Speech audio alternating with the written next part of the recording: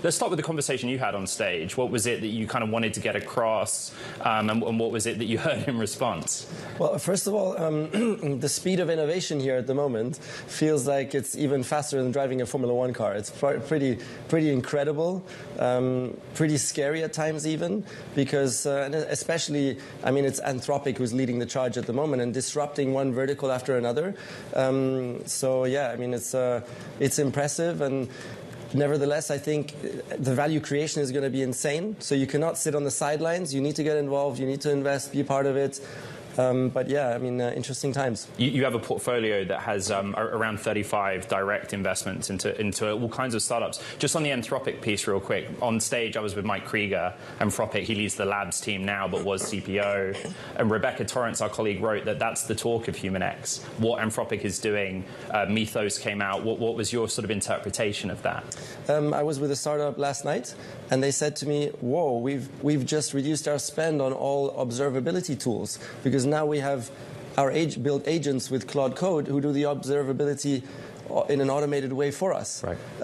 So that was another example of another space that Anthropic broke into just recently. That's kind of in the last days. You know, these things have been happening, and it's very difficult to predict how far this is going to go. You know, and how much of the value Anthropic and the other frontier models are going to capture with time.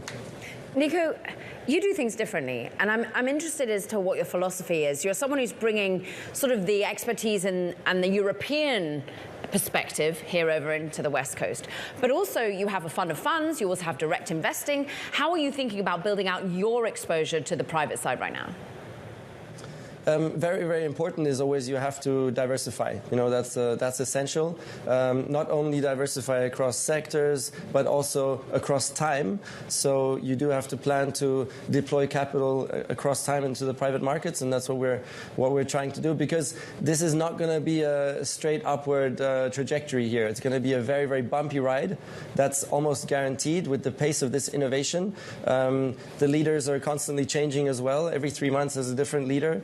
So I think it's very, very important to diversify. But it's so important, especially to be involved in venture capital at the moment, because so much more of the value creation happens before going public in private markets, and especially venture capital is perhaps the only way to get exposure, you know, to the likes of these frontier models and all the other things that are happening now. So it's a very, very exciting time, and I think huge potential for this asset class in the next years, and already the last 2 years have been incredible.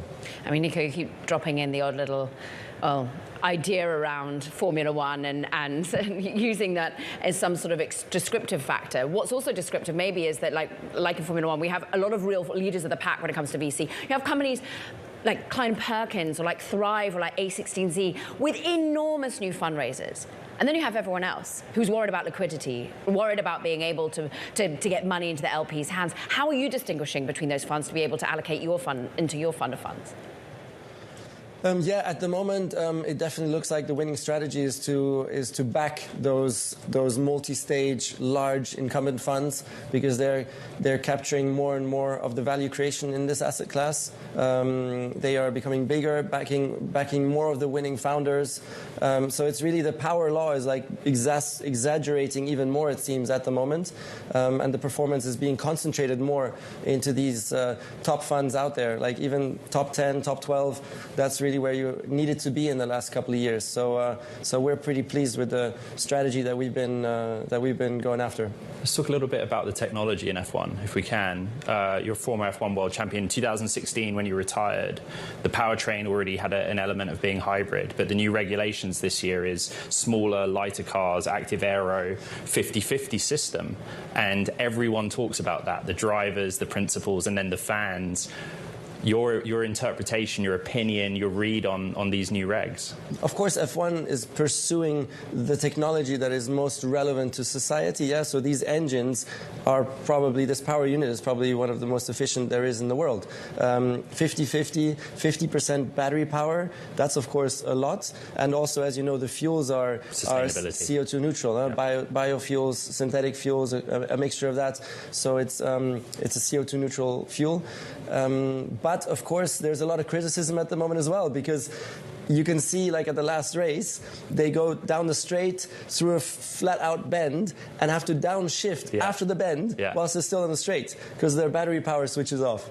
And they have time to get on comms and say power gone. So of course that, like from a spectator point of view, is a bit like that's a bit awkward when you're supposed to be going flat out with the highest performing Formula One car.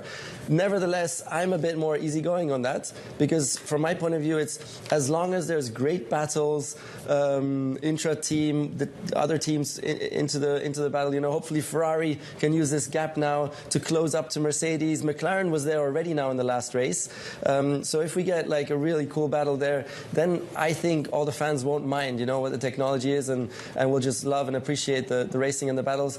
And what an amazing story we have. 19-year-old Kimi Antonelli, the ultimate underdog, is leading this world championship 3 races in, you know. So that's wonderful. He has so many fans. Even yesterday at the conference here in San Francisco at Human X, loads of Mercedes and Kimi Antonelli fans as I was walking up on stage. So it's nice to see.